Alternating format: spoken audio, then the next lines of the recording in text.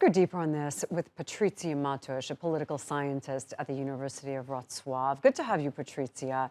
We hear about this so much lately that the world is facing a mounting food crisis. And if you're in Europe, if you're in the United States, you always think that this is going to happen somewhere else, and you're always going to have food from where you think it comes from the grocery store. But what could people see around the world? Good morning. Yes, the report shows that the food crisis and the food insecurity is a combination of very diverse factors. We are still living in the post-pandemic reality in which the global demand, together with the broken supply chain and export restriction, has impacted the food market all over the world.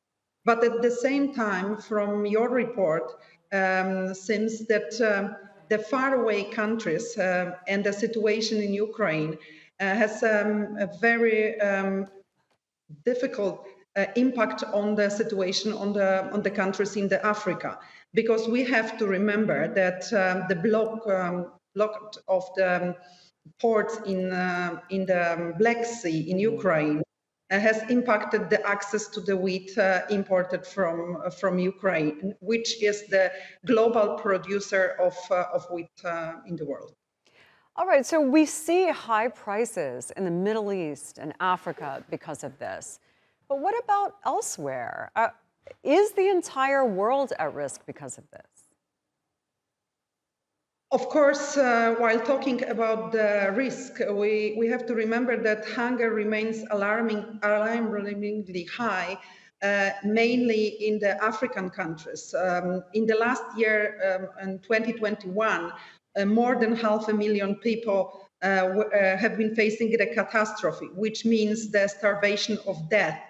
And of course, it's mainly in Africa. But knowing all the multiple integrated factors, it might impact, of course, other regions in the world as well, Asia, South America. So it's not only Africa that we keep in mind while thinking about the hunger and food crisis.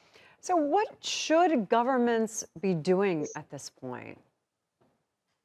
Of course, the challenges should be addressed on the international level. We need the mobilization of investment, but of course the political will to collectively address the causes and consequences of the escalating food crisis, because according to the World Trade Organization, the year 2022 seems to be even worse in number of people in need of urgent assistance.